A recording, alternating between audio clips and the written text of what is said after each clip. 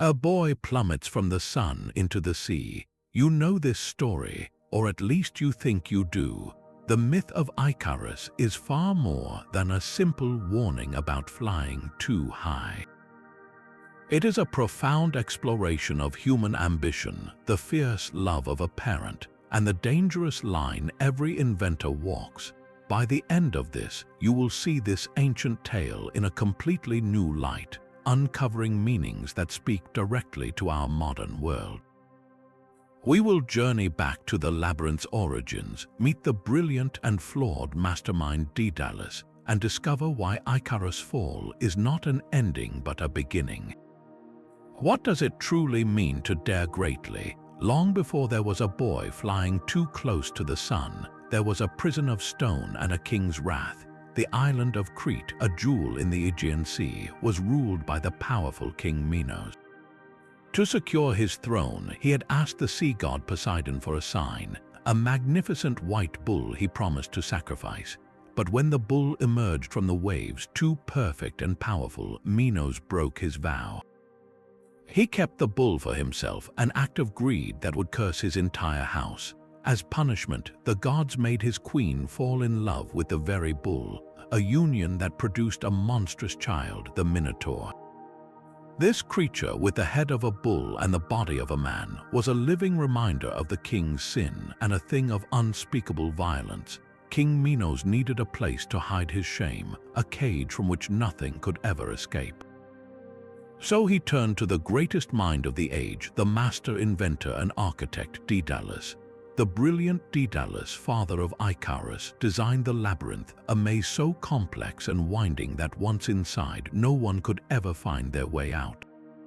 It was a masterpiece of imprisonment, a work of art that was also a perfect cage for the Minotaur. But a king who betrays the gods does not trust his subjects. Fearing Daedalus might reveal the labyrinth's secrets to others, Minos made a cruel decision. He imprisoned the inventor and his young son, Icarus, within the very maze he had built. They were trapped at the heart of their own creation, guarded by a monster on an island surrounded by the king's navy. Their crime was simply knowing too much. This is the true beginning of our story. It is not a tale of a joyride, but a desperate prison break from an inescapable situation. Every stone of the labyrinth, every bellow of the Minotaur in the dark, and every passing ship that represented a world they could no longer reach pressed down on Daedalus. He was a genius who had used his mind to build cages, and now he was caught in one of his own making. His only way out was to defy the very laws of nature, to turn his genius not to building but to escape. The plan for wings made from feathers and wax was born not from a desire to conquer the sky, but from a father's primal need to save his son from a slow death in a stone maze or the wrath of a vengeful king. The sky was their only path to freedom, a road with no gates, no walls, and no Minotaur. Daedalus was a man whose genius was matched only by his profound flaws. He was the Leonardo da Vinci of the ancient world, an artist, an engineer, and an architect whose name was synonymous with the impossible. Long before the labyrinth, he had invented the sail for ships, allowing humanity to first conquer the sea. He crafted statues so lifelike they were said to need chains to keep them from walking away. His mind was a forge of wonders, but it was also a place of shadow. His greatest shame began with a young apprentice, his own nephew Talus. The boy, walking along a beach, picked up the jawbone of a snake and used it to invent the saw, a tool that would change the world. Instead of pride, Daedalus felt a consuming jealousy. He saw his own legacy threatened by a child's brilliant observation. In a moment of blind rage, he threw his nephew from the heights of the Acropolis in Athens. This single act of violence reveals the core of the man. He was not a calm, wise sage. He was a fiercely ambitious and prideful genius, capable of creating marvels and committing terrible sins to protect his status. This murder forced him into exile, a fugitive who eventually found refuge and then another prison in the court of King Minos. So when he built the labyrinth, he was not just constructing a maze. He was building another cage for a monster, a pattern that was beginning to define his life. His own brilliance, his own inventions kept becoming his personal prison. First, his crime exiled him from Athens. Then, his masterpiece, the labyrinth, became his physical cell. This is the deeply conflicted father who now looks at his son, Icarus. This escape plan with wings of wax and feathers is not just another invention. It is his final, desperate attempt to break the cycle. It is a chance to use his genius not for a king's vanity or to hide a monster, but for pure liberation, to save the one person he truly loves from sharing his own cursed fate. The tension in that workshop as they gather feathers and melt wax is immense. Every instruction he gives to his son is weighted with the ghost of Daedalus, with the memory of a fall he once caused. Can a man who destroyed one young prodigy save another? The fate of Icarus now hangs in this delicate balance between a father's love and a genius' fatal pride. But what do we really know about Icarus himself? The myth gives him almost no voice, reducing him to a single, fatal mistake. To see him only as the boy who did not listen is to miss the entire point of his tragedy. Consider his life up to that moment. He had grown up in the shadow of a genius, a father whose creations were legendary. Then he was imprisoned within his father's greatest creation, the labyrinth. His entire world was a stone maze and the constant low hum of his father's intense focus. Can you fathom the sheer, suffocating weight of that existence for a young man?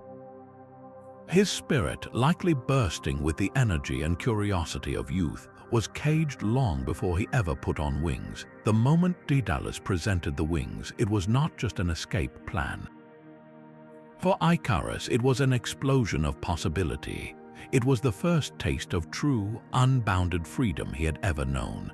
The instructions from his father were a necessary warning, but they were also the words of a cautious, brilliant engineer who understood physics and limitations.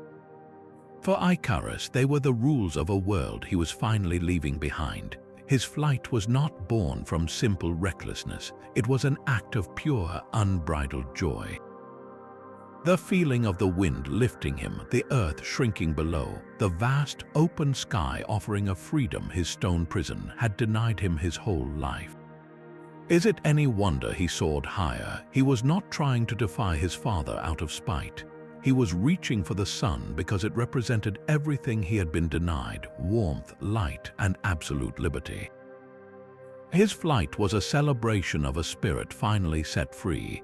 His fatal flaw was not stupidity, but an excess of the very human qualities we often celebrate: wonder, ambition, and the intoxicating thrill of discovering one's own power. He is not a one-dimensional lesson about obedience. He is a heartbreaking portrait of youthful exuberance meeting an unforgiving reality. His fall is the tragedy of potential cut short, of a spirit too vast for the fragile, human-made wings that carried it. The materials for their escape were almost laughably simple: feathers shed by seabirds gathered from the rocky cliffs, beeswax likely from the palace stores. Strong linen thread. With these humble, everyday items, Daedalus planned to achieve the impossible. Why wings? Consider the prison. The labyrinth was a maze of stone, designed to confuse and trap anyone on foot. The island was surrounded by the sea, patrolled by King Minos's powerful navy. Every ship leaving Crete was searched. Swimming was impossible, the distance too far. The land and the sea were both closed to them, completely controlled by their enemy. That left only one direction, straight up. The sky was the one domain King Minos did not and could not command.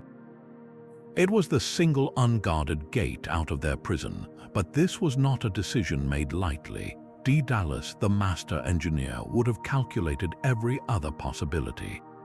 A secret tunnel, the labyrinth was his design, and he knew its heart held no such hidden exits. Disguise and boarding a ship, Minos guards knew their faces too well. A small raft, they would be spotted and captured within hours. One by one, every conventional escape route was eliminated, leaving only the most audacious, the most dangerous, and the only truly unexpected solution: flight. This was not a flight of fancy. It was a calculated, brilliant act of desperation, the last resort of a genius backed into a corner. The construction itself was a marvel of ancient engineering.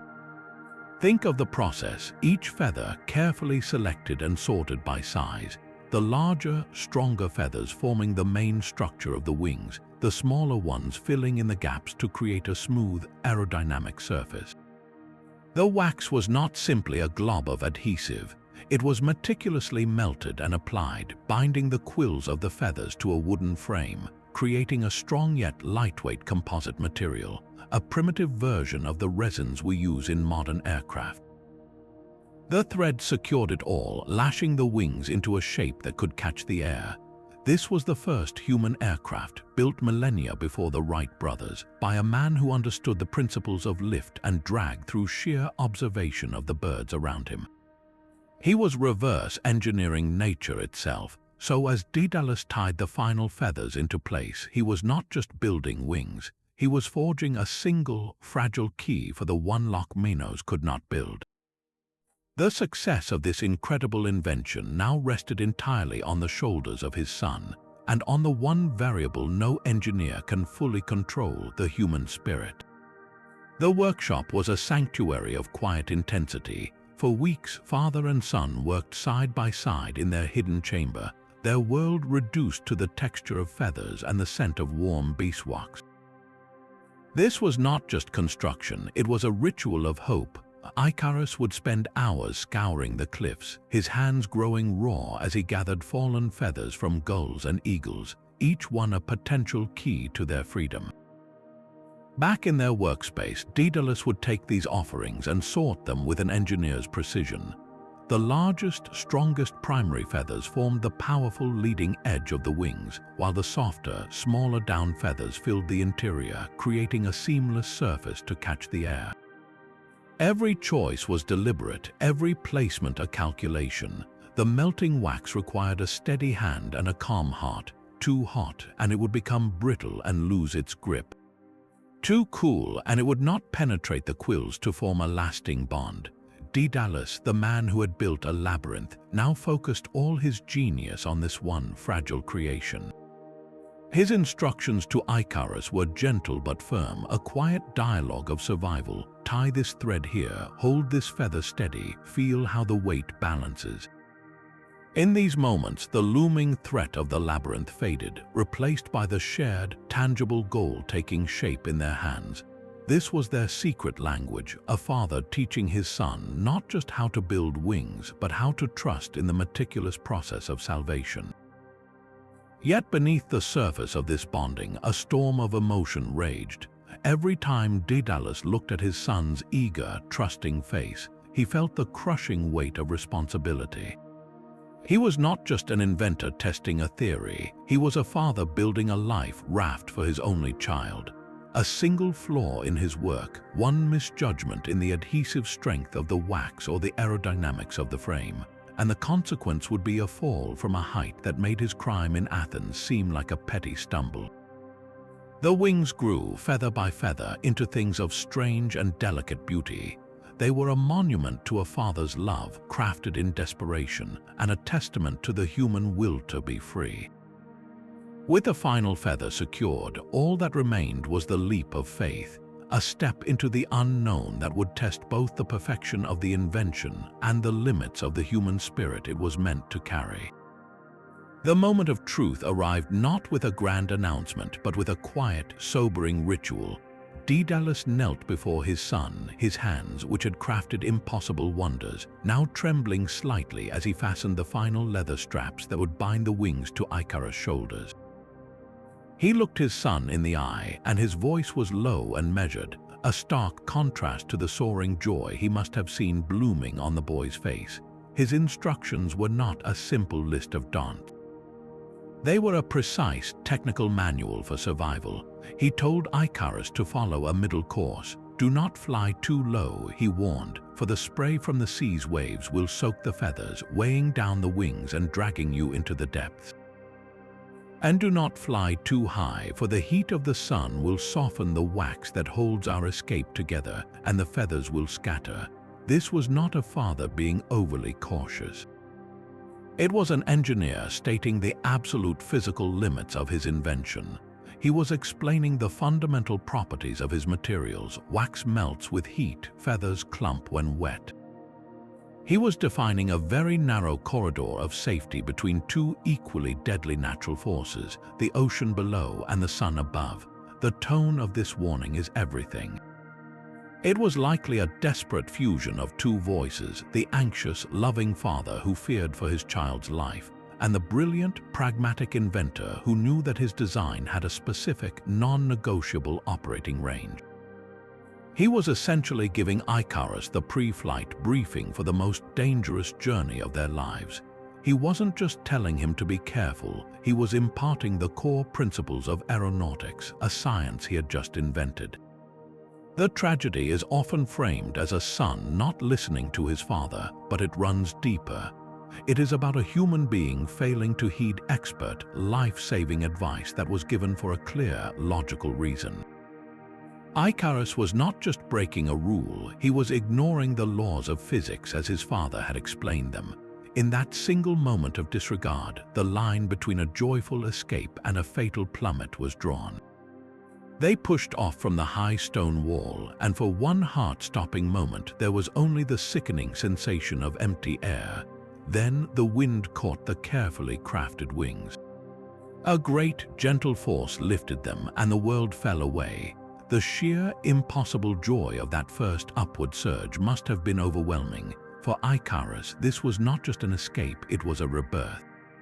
The oppressive stone of the labyrinth, the constant shadow of the Minotaur, the stern face of his father, all of it dissolved into the rushing air.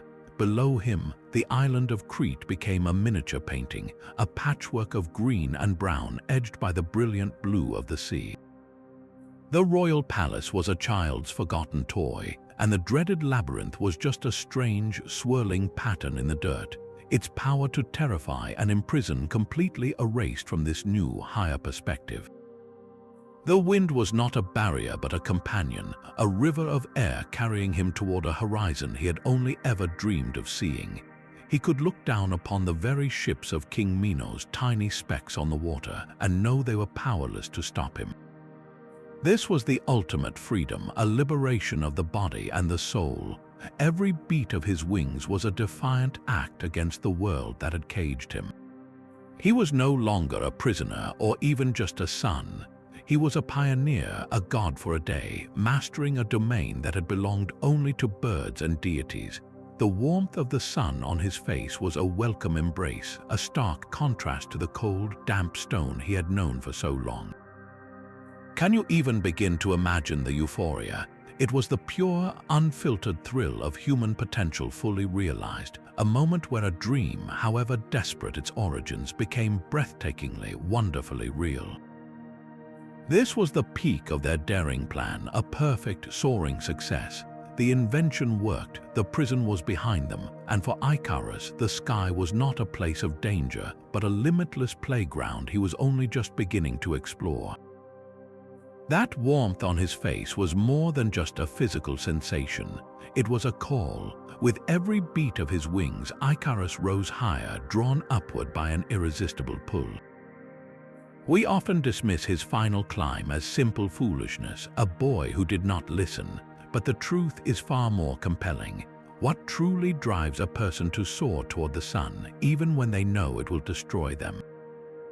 His motivation was a powerful cocktail of human emotions. First, there was the sheer intoxication of power. For the first time in his life, he was completely in command.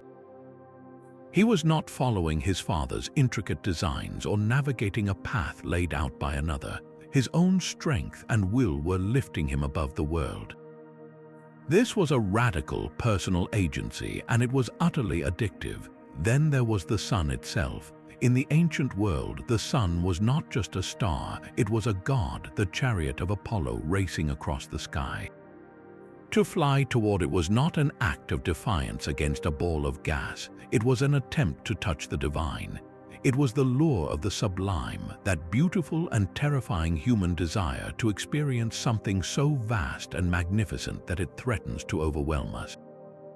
Icarus was not just flying high, he was reaching for a moment of transcendent wonder to bridge the gap between the human and the heavenly, and we cannot ignore the subtle psychological undercurrent.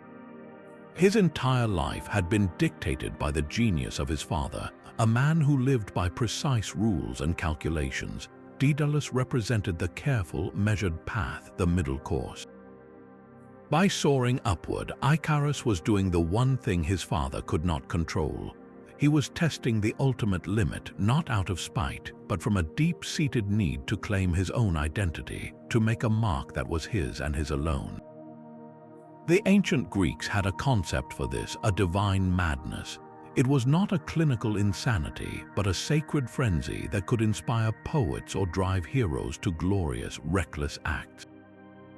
Icarus was in the grip of this ecstatic state, where caution is burned away by the brilliance of a moment. He is not a simple lesson in obedience, but a timeless representation of our own hunger for the extraordinary. A reminder that the greatest human achievements and the most profound tragedies often spring from the very same source, an unbounded heart straining against its mortal limits. A single drop of warm wax landed on his shoulder. For a fleeting second, it felt no different from a bead of sweat, a natural consequence of his exertion and the sun's growing heat. Then came another drip, this one tracing a slow, deliberate path down his arm. The perfect symmetry of his left wing wavered, a subtle tremor that was more felt than seen. One of the smaller, secondary feathers, its waxen anchor softening, wiggled free. It spun in a lazy, silent circle, a tiny black speck against the immense blue, and then it was gone, falling toward the sea so far below. The reality of the situation crashed into him with a force greater than any physical blow. His father's voice, so measured and clear on the ground, now echoed in his mind with terrifying clarity. The heat of the sun will soften the wax. Icarus stared at his own arms, at the intricate lattice of feathers and thread that had felt so solid moments before. Now he could see the wax losing its firm, amber clarity, beginning to glisten with a dangerous liquidity. The sun was no longer a glorious beacon. It was a furnace, its light no longer brilliant but blinding, its heat no longer welcoming but consuming. A cold knot of panic tightened in his chest, squeezing the air from his lungs. He could feel the entire structure of the wing on his back beginning to sag, its careful balance disintegrating. The joyful, powerful beat of his wings became a frantic, uncoordinated flapping. Every movement, every desperate attempt to stabilize only accelerated the collapse. More feathers trembled, their bonds dissolving. A small shower of them now, a dark flutter against the relentless glare. The air, once a supportive river, now felt thin and treacherous. The sensation of flight, so recently a miracle of liberation, transformed into the horrifying feeling of hanging, of being suspended by a thread that was fraying before his eyes. This was the point of no return, the exact moment the engineer's warning became a prophecy fulfilling itself. The middle course was lost, and the fragile, human-made wings could not survive the realm of the gods he had dared to enter. The structure of the wing gave way with a soft, sickening tear. It was not a loud crack, but a quiet, final sigh. The wax, now a warm and useless liquid, released its grip entirely. A great shower of feathers erupted from Icarus, a chaotic cloud of white and brown swirling against the endless blue. For one horrifying second, he was suspended, a boy-shaped hole in the sky. Then the weight of the world reclaimed him. His desperate flailing was a futile protest against gravity itself, his arms beating at the air that had so recently been his kingdom. A single, piercing cry tore from his lips, a name, Daedalus, that was swallowed by the rushing wind. His father, flying ahead, would have heard only the terrible silence that followed the initial collapse, a silence more dreadful than any scream. He would have turned to see his greatest fear unfolding, his son, his Icarus, tumbling end over end in a helpless, accelerating plunge toward the glittering sea. The beautiful, serene world below became a killing field. The very sun that had tempted his son now illuminated his fall with a cruel, brilliant light. The ocean, a placid sheet of azure from a distance, rushed up to meet him with terrifying speed. From Daedalus' perspective, it was a nightmare in slow motion. He was the master craftsman, the genius who had defied nature, and now he was utterly powerless. He could only watch as his invention, his legacy, and his heart disintegrated together in that long, terrible descent. Every feather that spiraled away was a piece of his own soul. The serene, uncaring beauty of the scene made the horror absolute. The sky did not darken. The sea did not rage. The sun continued to shine with indifferent brightness. The universe simply did not notice the tiny, tragic drama playing out in its vast theater. There was a final, distant splash, a small white crest of foam on the endless blue, and then nothing. The sea smoothed over as if it had never been disturbed. The wings were gone, the boy was gone. All that remained was the empty sky and a father utterly alone, his own wings suddenly feeling like the heaviest burden in the world. The sea wind felt like a mockery on Daedalus' face. He descended from the sky not as a triumphant pioneer, but as a broken man, his own wings carrying the unbearable weight of a world shattered. His landing on a deserted shore was clumsy, a jarring return to an earth that no longer held any meaning. Before the wax had even cooled on his own harness, he was stumbling along the coastline, his eyes frantically scanning the waves. Every piece of driftwood was a potential limb, every dark shape in the water a horror he prayed not to see. The brilliant engineer who had calculated every stress and strain of their flight was gone, replaced by a primal, desperate father. His search was a frantic, hopeless circuit, a man retracing the steps of a nightmare he had just witnessed from above. The grief was not a single emotion, but a storm of conflicting agonies. He was mourning the vibrant, exuberant son whose life he had just extinguished, but he was also the inventor watching his masterpiece unravel in the most catastrophic way possible. His genius, the one thing that had defined his entire life, had proven fatally fragile. He had not been defeated by a king or a monster, but by the simple, predictable properties of wax and the unpredictable nature of the human heart. The very mind that had conceived their escape was now torturing him with endless recalculations, every what if and if only a fresh turn of the knife. How could the same hands that built the labyrinth and crafted these wings be so utterly powerless to fix this? His search ended on a small, unnamed island. The body he found there was not the triumphant boy who had soared, but a quiet, broken form washed ashore by the indifferent tides. The moment of discovery was not a scream, but a profound, suffocating silence. Cradling his son, Daedalus was no longer the legendary Daedalus. He was just a father, his great invention scattered as feathers in the sea, his legacy now the weight of a lifeless child in his arms. He buried Icarus on that lonely shore, and in a final, heartbreaking act of remembrance, he gave the island a new name, Icaria, so that the world would always know the boy who fell there. This act transforms the myth. The story does not end with the splash. It continues with the slow, agonizing walk of the one who is left behind, the survivor who must carry the double burden of love and blame for the rest of his days. That lonely grave on Icaria marks more than a personal tragedy. It reveals a devastating pattern that echoes through time. This is the Icarus paradox in its rawest form, the cruel irony that a creator can be destroyed by the very thing they built to achieve freedom. Daedalus, the brilliant engineer, designed the wings as a perfect key to liberation. Yet his invention required a set of impossible instructions, a middle course through a sky that offered nothing but extremes. His creation demanded a level of caution that was fundamentally at odds with the human spirit it was meant to carry. He built a machine of escape, but he could not engineer the heart of the boy who would fly it. The wings were a perfect solution to a physical prison, but they became an imperfect trap for a human soul yearning for the sublime. This is the paradox. The same genius that builds the wings also forges the mechanism of their failure. We see this pattern everywhere in our modern world. Consider the brilliant engineers who created social media platforms to connect the world. Their creation, a tool for global community, has also unleashed unintended forces of isolation, misinformation, and anxiety.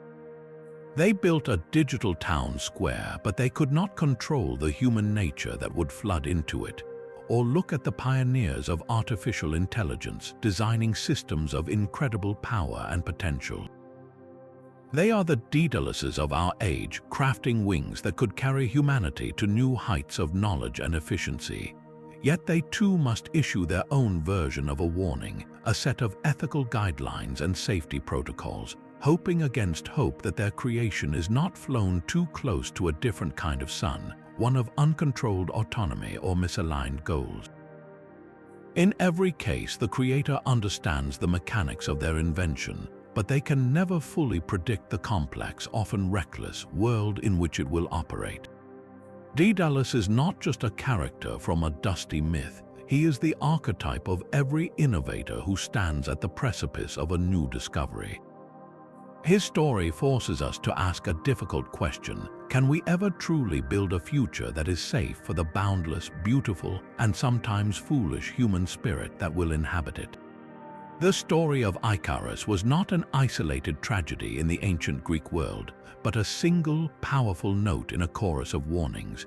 The Greeks had a precise and terrifying word for the force that brought so many heroes and mortals low: hubris. This was not simple pride or confidence. Hubris was an aggressive, overweening arrogance that led a person to challenge the gods themselves, to believe they were beyond divine authority. It is the thread that connects so many of these ancient tales. There was Arachne, a mortal weaver of such incredible skill that she foolishly challenged the goddess Athena to a contest.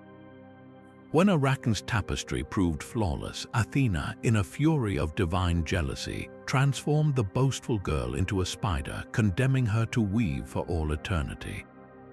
Then there was Niobe, a queen whose pride in her 14 children led her to mock the Titaness Leto, who had only 2.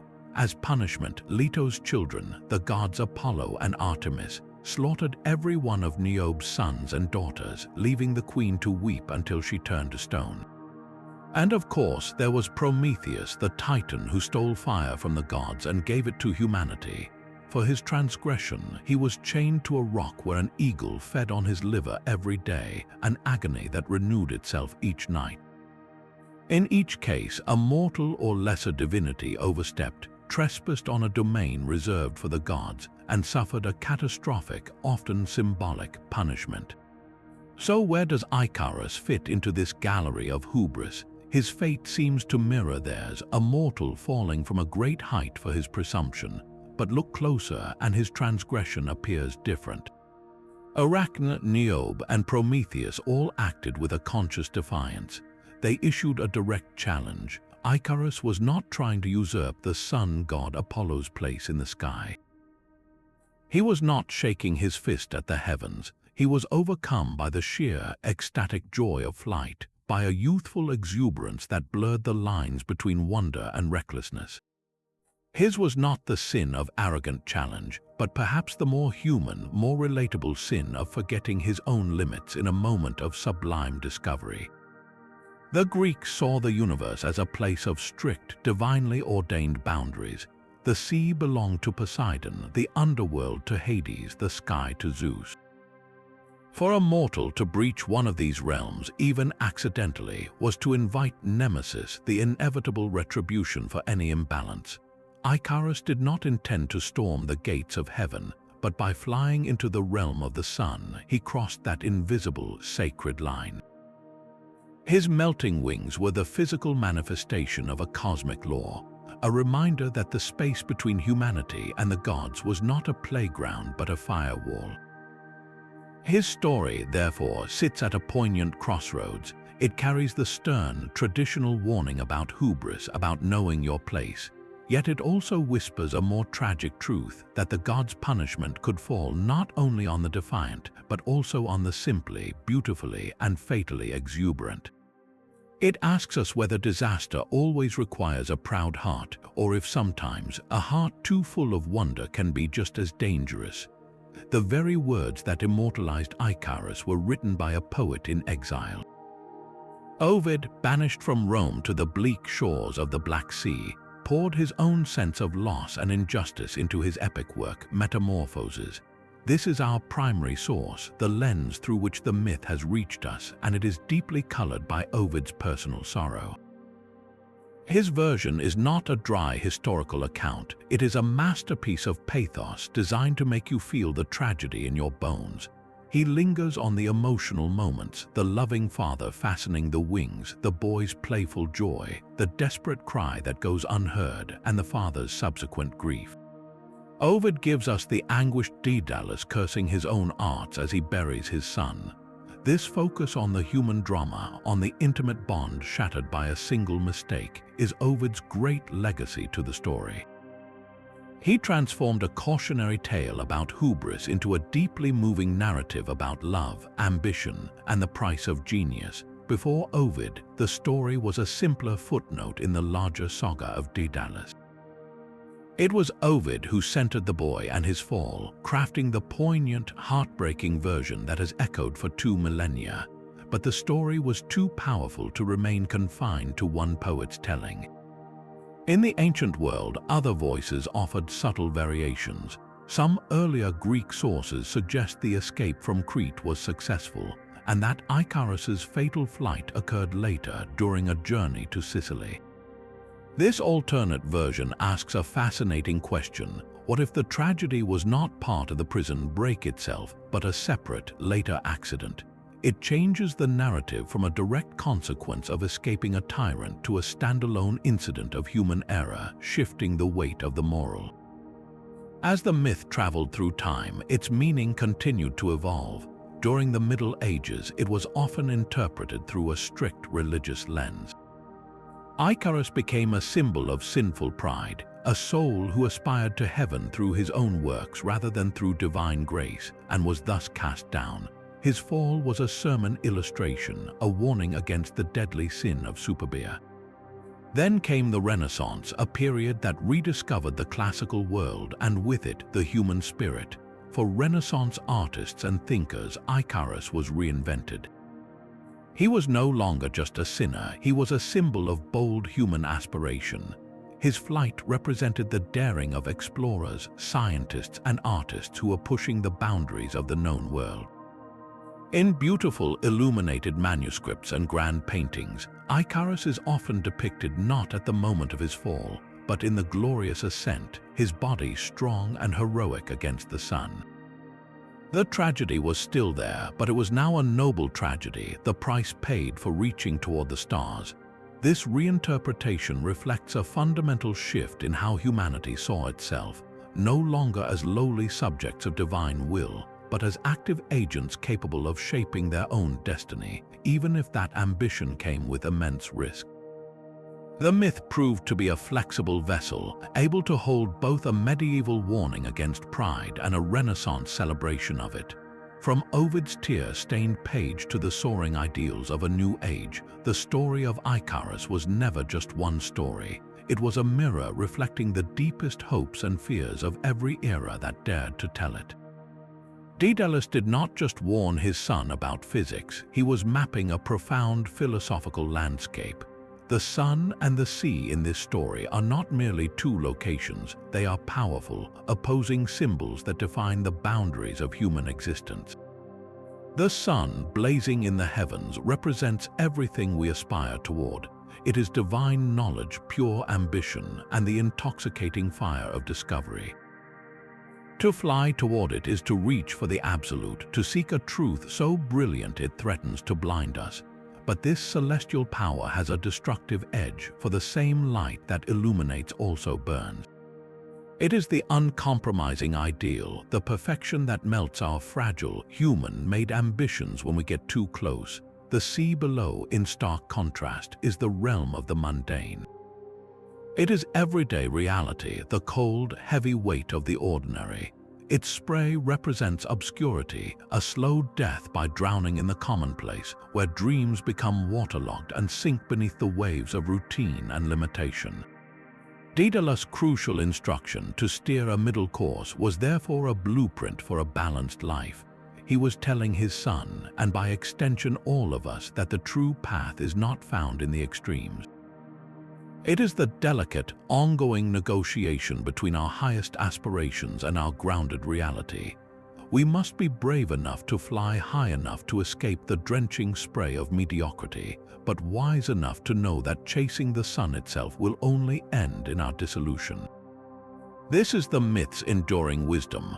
A life spent only in the clouds of ambition becomes unmoored and eventually crashes. But a life forever skimming the waves, afraid of the heat above, is a life never truly lived, perpetually weighed down by fear and what-ifs. The tragedy of Icarus is not that he flew, but that he lost his balance. He abandoned the middle path, that vital tension between dreaming and doing, and in doing so, he was consumed by the very symbol of his aspiration. His story asks us a timeless question: how do we keep flying? How do we keep reaching without burning up in the process? In a 16th century painting, a tragedy is almost invisible. Pieter Bruegel, the elder's landscape with the fall of Icarus, depicts a serene, sun-drenched world. A farmer plows his field, a shepherd gazes at the sky, and a ship sails calmly on. In the lower right corner, almost as an afterthought, two pale legs are disappearing into the green water. The world, busy with its own concerns, does not pause for the boy falling from the sun. This profound indifference is the painting's true subject, a chilling commentary on how personal catastrophe often goes unnoticed by the wider world. Bruegel was not just illustrating a myth, he was using it to ask a question that still haunts us today. How do we live our daily lives while others suffer unseen? This artistic reinterpretation shows the myth's incredible flexibility, its ability to serve as a vessel for new meanings long after its ancient origins. Centuries later, the myth found a new voice in the roaring guitars of heavy metal. The band Iron Maiden transformed the story into their song Flight of Icarus, but with a fascinating twist. Here, the narrative is turned on its head. Daedalus becomes a jealous, cautionary figure, while Icarus is a rebellious hero urged to fly higher and burn. The song is a powerful anthem of youthful defiance, capturing the spirit of a generation that saw the tragedy not in the fall, but in the attempt to hold the flyer back. This is the myth adapting to a new cultural moment, speaking the language of rebellion and rock and roll. The symbol of Icarus resonates just as strongly in our modern stories of ambition and failure. Think of the brilliant, doomed entrepreneur in a film like The Social Network, whose creation soars only to be threatened by legal battles and personal betrayals. Or consider the classic literary character of J. Gatsby, reaching for the green light across the water. His magnificent parties are a kind of wax and feather construction that cannot withstand the heat of reality. These are modern Icarus figures, their dreams grand, their ascents meteoric, and their falls precipitated by a fatal mix of human flaw and immutable circumstance. Even David Bowie, the chameleon of rock, embodied the Icarus spirit throughout his career, constantly reinventing himself and flying close to the creative sun, risking artistic burnout for the sake of transcendent art. The myth endures because it is a perfect, timeless shape. It holds the tension between our highest aspirations and our most human limitations. Every time an artist paints it, a musician sings it, or a writer weaves it into a new story, they are not just repeating an old tale.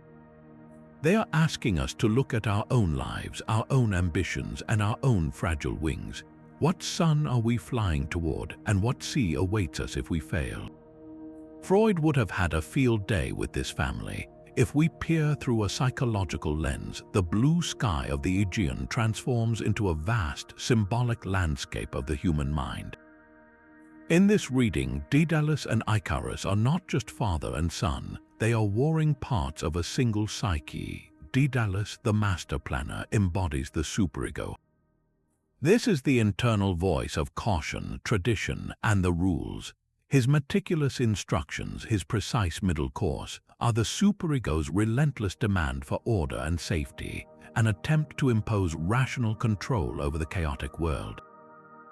He is the law. Icarus, by beautiful contrast, is the untamed ID. He is pure impulse, desire, and the relentless pursuit of pleasure. His flight is not a calculated escape, but an ecstatic release of pent-up energy, a burst of primal joy that recognizes no limits, no consequences, only the glorious feeling of the moment. The fragile wings of wax and feathers, then, become the ego itself. The ego is the conscious self, tasked with the nearly impossible job of mediating between the demanding ID and the restrictive superego. It must find a way to let the ID soar without letting it burn up, to heed the superego's warnings without being dragged down into the sea of repression. The tragedy occurs at the moment this mediation fails spectacularly. Icarus' ego is overwhelmed. The intoxicating power of flight, the ID's ultimate thrill, completely overpowers the superego's voice, which now must have sounded like a distant, irrelevant whisper from the world below. He does not consciously choose to defy his father. He is simply consumed by a force greater than his ability to balance it. This framework illuminates the story as a profound family drama, an ancient depiction of the Oedipal struggle where the son must inevitably challenge the father to claim his own identity. Daedalus represents the established order, the figure of authority who holds all the knowledge and all the power. Icarus' soaring ascent is a symbolic rebellion, a desperate attempt to rise above the father's shadow and reach a realm where the father's rules no longer apply. His fatal flight is not just toward the sun, but toward a world without Daedalus. This makes the myth achingly relevant to our modern understanding of personal development. Every adolescent, every individual striving for independence, faces this same internal conflict. We all carry a Daedalus and an Icarus within us, the cautious, planning part that warns us of risk, and the passionate, impulsive part that yearns for absolute freedom.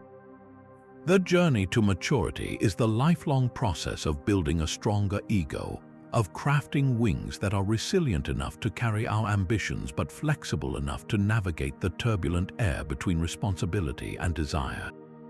The fall is what happens when we let one side win completely, when either caution paralyzes us or impulse consumes us. So the next time you feel torn between a safe choice and a daring leap, remember the two figures in that ancient sky. Your survival depends not on choosing one over the other, but on learning to listen to both voices and finding your own precarious, essential middle course through life. The ghost of Daedalus haunts every modern parent watching their child walk to school alone for the first time. His desperate warning to follow a middle course is the same agonizing calculation we make daily. How high do we let them fly? How do we protect them from the sun's heat without letting them be dragged down by the sea of inexperience? This is the Daedalus dilemma, the core tension of raising another human being. On one side, we see the modern phenomenon of helicopter parenting, a well-intentioned attempt to eliminate all risk. This is the equivalent of Daedalus flying so low that the spray of the sea soaks his son's wings, a smothering love that prevents a child from ever gaining the altitude needed for true independence. The child is kept safe, yes, but they are also kept from the very experiences that build resilience and self-reliance. The opposite extreme is a kind of unchecked permissiveness, a blind trust that a child will naturally find the right path without any guidance at all. Daedalus knew this was not the answer. He did not simply hand Icarus the wings and wish him luck. He provided the tools and, crucially, the operating instructions. He tried to transfer his hard-won wisdom. The tragedy lies in the fact that this transfer of knowledge is not a guarantee of safety.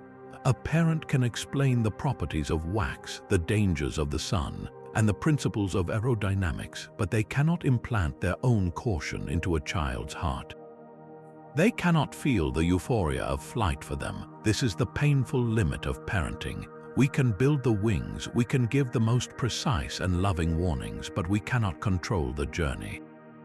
Sometimes the most profound lessons are learned only through direct and sometimes painful experience.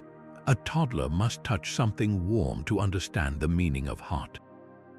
A teenager must navigate the sting of social rejection to build empathy. We try to cushion these blows to guide them toward softer landings, but we cannot prevent every fall. The myth forces us to confront a terrifying truth. To love a child is to grant them the freedom to make their own mistakes, even when we can see the potential for catastrophe glowing on the horizon like a vengeful sun. We are all, in a way, Daedalus watching our Icarus soar, hoping our crafted wisdom is enough to keep them aloft and knowing in our deepest hearts that it might not be. Silicon Valley's famous motto, "Move fast and break things," is a modern Icarus chanting his own hymn as he soars. It is the ultimate celebration of unbridled ambition, the belief that speed and disruption are virtues in themselves, that the only true sin is to fly too low. But the myth warns us that what you break on your way up might just be the very world you inhabit, and the consequences of that brokenness can be a long and terrifying fall. We have seen this cycle play out repeatedly in our digital age. Certain social media platforms engineered to connect us flew incredibly high on the intoxicating fuel of user engagement and viral growth. They reached a zenith of cultural influence and market power that seemed as permanent as the sun. But in their ascent, they failed to heed the Daedalus in their own engineering teams, the voices warning about the melting point of their creation. The wax began to soften as issues of data privacy, mental health impacts, and the erosion of civil discourse heated up around them. The result was not a single catastrophic splash, but a gradual, feather-by-feather shedding of public trust, followed by a heavy descent into regulatory scrutiny and a loss of their luminous, untouchable status. The same pattern echoes in the volatile world of cryptocurrency. Visionary projects promise to reinvent money itself, soaring on the thermals of speculative investment and revolutionary ideals. But when the heat of unsustainable models or fraudulent practices set in, the wax melted in an instant. Billion-dollar ventures and life savings plummeted into the sea, leaving many to wonder if the flight was ever truly viable or just a beautiful, dangerous illusion. Now we stand at the dawn of the artificial intelligence revolution, watching a new generation of Daedalus's craft wings of unprecedented power. These AI systems are the most ambitious wings ever built, capable of lifting humanity to new heights in medicine, science, and art. But the Icarus warning has never been more urgent. The sun these systems fly toward is one of perfect efficiency and autonomous intelligence, but the heat is the profound ethical risk they carry, the potential for bias, for job displacement, for uncontrollable misinformation, and for decisions made beyond human understanding. The creators are giving their warnings, speaking of alignment and safety, of a middle course between stagnation and recklessness. The question is, will we listen? The myth of Icarus is no longer just about a boy and his wings. It is a starkly modern parable about the immense responsibility that comes with creation. It asks every tech visionary, every startup founder, and every one of us who embraces these tools a simple, chilling question. Before we fly, have we truly considered the temperature of the sun? But the shadow of another fall stretches long before Icarus ever leapt from that wall. The boy's name was Perdix, and he was Daedalus' own nephew, an apprentice whose natural genius soon began to eclipse his master's.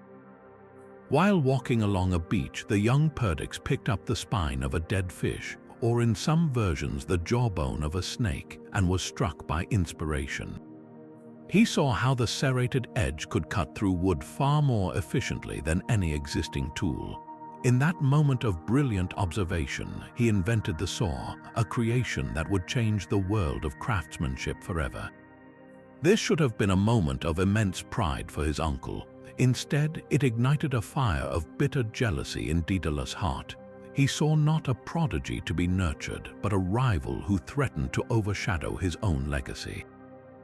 That jealousy curdled into a dark, uncontrolled rage, luring the boy to the highest point of the Acropolis in Athens, the sacred temple to the goddess of wisdom herself. Daedalus committed the unthinkable.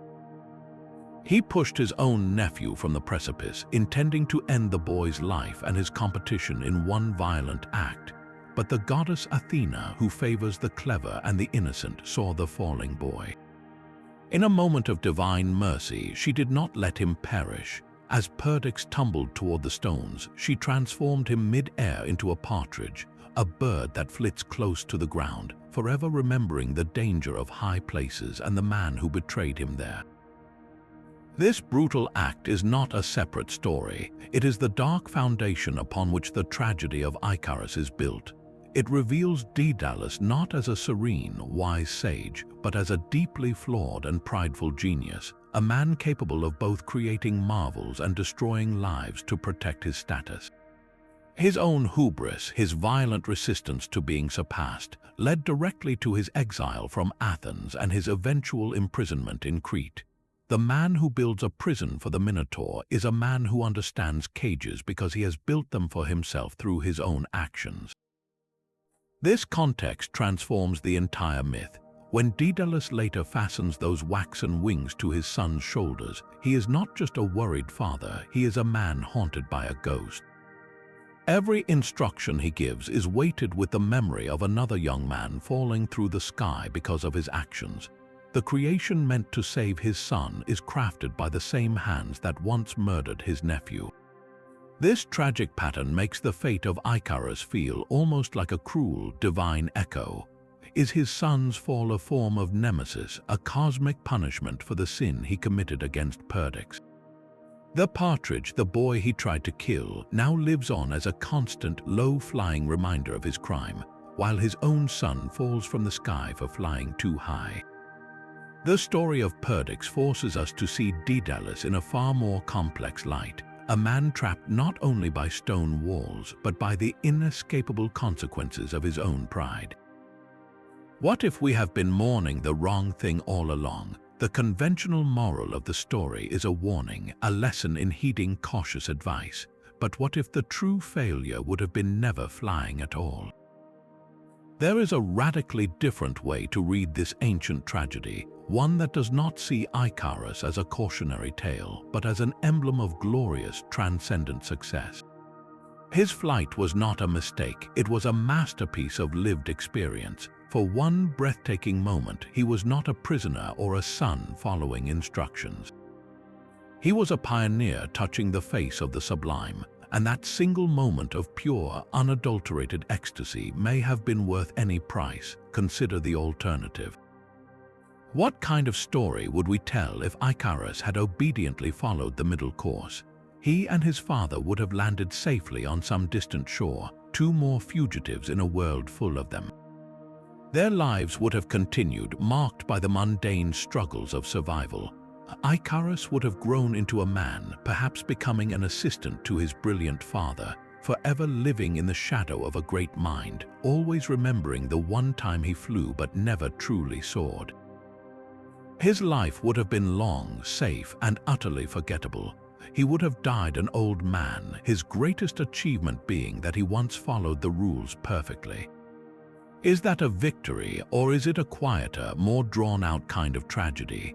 The fall from the sky was swift and dramatic, but a life of regret, of always wondering what it felt like to touch the sun, is a slow, sinking descent into a different kind of sea.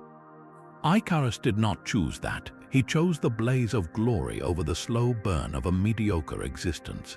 His story challenges our very definition of success.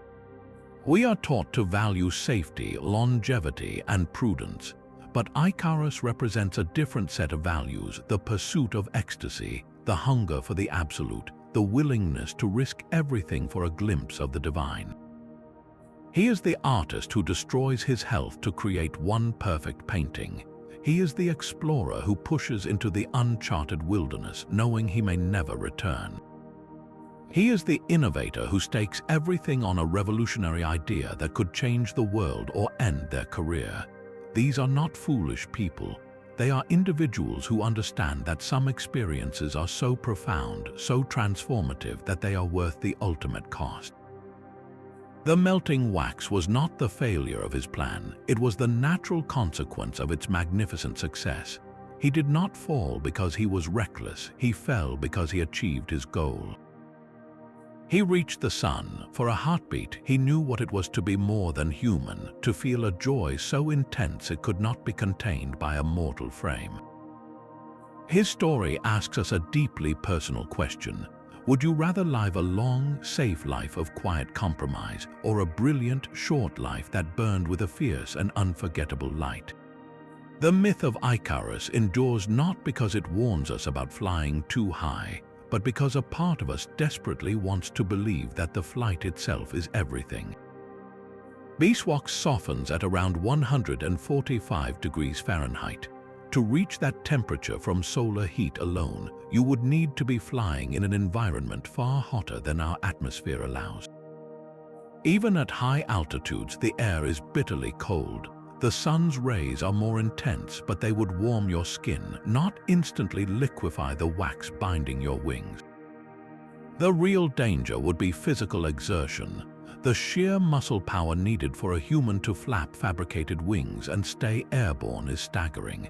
Our shoulder joints are not built for that kind of stress, and the chest muscles required would be beyond even the most elite athlete. From a purely physical perspective, the wings would fail from mechanical strain and exhaustion long before the sun became a factor. Yet this scientific breakdown does not diminish the myth, it illuminates the genius of its metaphor. The ancient Greeks had no concept of atmospheric science or biomechanics. They understood the fundamental properties of their world. Wax melts in fire, and the sun is a source of great heat. They combined these simple, observable truths into a powerful narrative device. The melting wings are not a failure of physics, but a perfect symbolic representation of a dream collapsing under the weight of its own ambition. The story works because it feels true on a human level, not a scientific one. It captures that terrifying moment when a brilliant idea, a perfect plan, encounters the unforgiving reality of its own limitations. The real myth isn't about the wax, it's about the moment the creator's careful calculation meets the user's boundless spirit. The name Icarus now soars far beyond its ancient Greek origins, embedded deep within the very language we use to describe our own ambitions and failures. We speak of a business leader flying too close to the sun when a risky venture collapses, or an athlete suffering an Icarus-like fall from grace after a meteoric rise. This is not just a casual reference, it is a powerful cultural shorthand that instantly communicates a specific kind of tragedy, one born from soaring success itself. The story's grip on our collective imagination is so strong that it has even reached the stars. Astronomers named a small asteroid Icarus, a body whose orbit brings it closer to the sun than any other known object, a perfect celestial echo of the boy's fatal flight. In the field of psychology, the Icarus complex describes a personality pattern driven by an overwhelming ambition to rise high, often paired with a fascination with fire and a latent fear of failure, a cycle that can lead to spectacular self-sabotage. Why has this particular myth, among thousands, proven so uniquely durable and potent? The answer lies in its perfect, heartbreaking symmetry. It captures the entire arc of the human condition in a single, vivid image: the exhilarating ascent, the precarious peak, and the inevitable, devastating fall. It is a complete story of ambition, from its glorious birth to its catastrophic consequence, packaged in a metaphor that is both simple to grasp and endlessly profound. We see ourselves in Icarus not because we are all foolish, but because we all harbor a secret desire to test our own limits, to see how high we can truly go, even when every rational part of us whispers a warning. The myth endures because it is not really about wax and wings. It is about the beautiful, dangerous, and fundamentally human fire that burns within us all. So the story of Icarus is far more than a simple fable about listening to your parents. It is a profound exploration of the human condition itself, a timeless meditation on the delicate dance between innovation and responsibility. We have seen how this myth unravels the complex threads binding a father's love to his own fatal pride, and how it frames our boundless ambition against our very real, very human limitations. Icarus stands not as a one-dimensional symbol of failure, but as a multifaceted mirror reflecting both our greatest follies and our most sublime aspirations. He is the thrill of the breakthrough and the terror of the crash, all captured in that single, fleeting image of a boy falling from the sun. His story asks us to weigh the cost of a safe life against the price of a glorious one. So we are left with a final, deeply personal question to carry with us. In your own life, are you carefully navigating the middle course, heeding the cautious advice of the Daedalus within? Or are you feeling the sun's warmth on your face, daring to fly high, fully aware of the beautiful and terrible risks that such a flight entails? Let us know what this ancient story means to you in the comments below, and subscribe to join us for more deep dives into the myths that still shape our world.